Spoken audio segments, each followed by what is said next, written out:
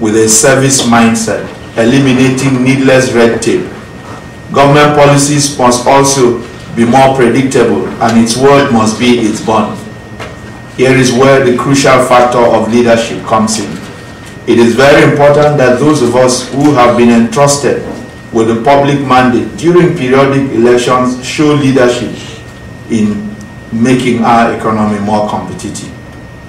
In reality, there is a finite amount of investment capital around the globe, and it will gravitate towards more competitive economies. Arguably, the most important infrastructure limiting the economic development of Nigeria is power. The country currently generates less than 3,000 megawatts of power, which is grossly inadequate. Based on South Africa's per capita power consumption, Lagos State alone requires 14,000 megawatts of power. Under the Vision 2020, target for power is 30,000 megawatts for the whole country. I honestly think we should treat the situation in the power sector as a real emergency. We need to implement the Electricity Power Sector Reform Act with vigor, and the federal government must loosen its grip on the sector to allow the states greater latitude to address this problem.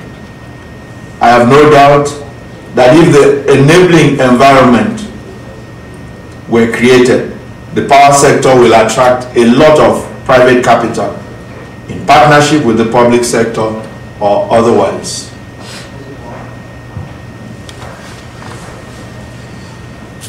We must appreciate that no investor, no matter how charitable, will invest in an economy where crime is rife and uncertainty rules.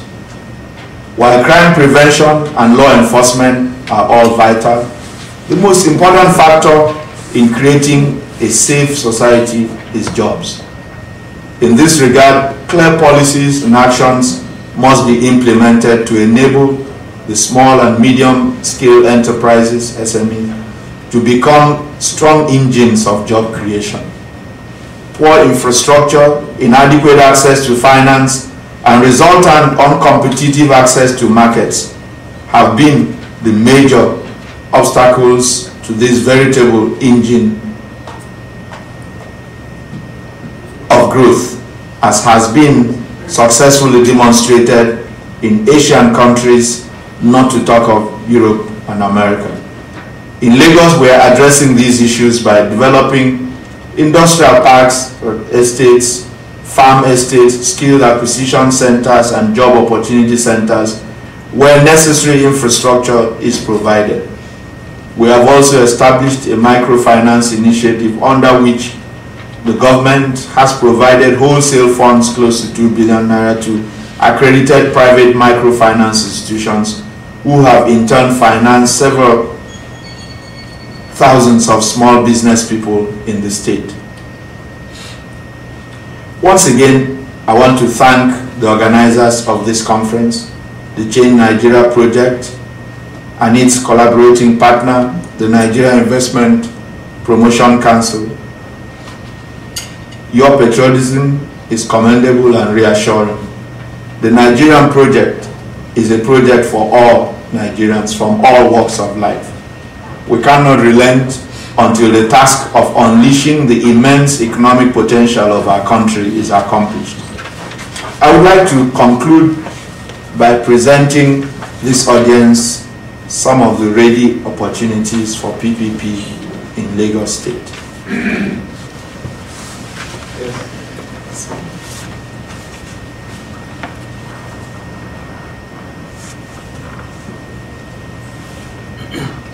Go on, just go. Okay, that's the vision for Lagos State, which basically with all of these initiatives are anchored to make Lagos Africa's model megacity and a global economic and financial hub that is safe, secure, functional, and productive. And our current development policy thrust is poverty eradication and sustainable economic growth through infrastructure renewal and development. Next. Okay.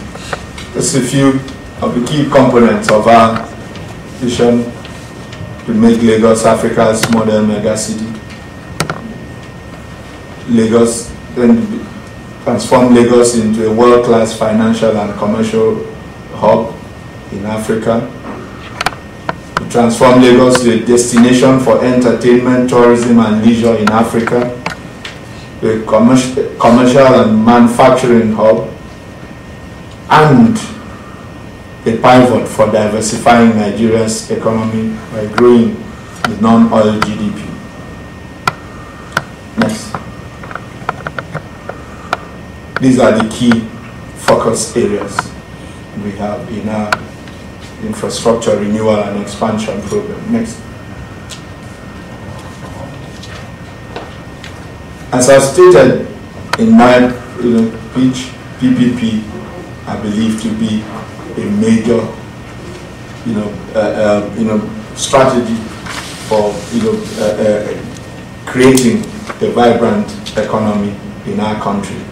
In Lagos State, we focused on creating an enabling environment for private sector-led growth, as well as increasing the attractiveness and viability of different projects. We have established a PPP office. The PPP law is in the last stages of enactment, but of course there are other existing legislation which are listed here, under which various PPP transactions are currently managed.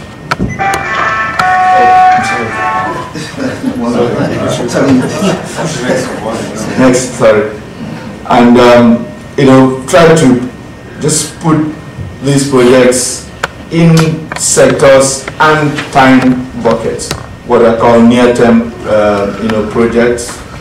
There's the mass rail transit in the area of transportation, the Lekki-Ikoyi Bridge, the Murtala Mohammed Airport Road expansion,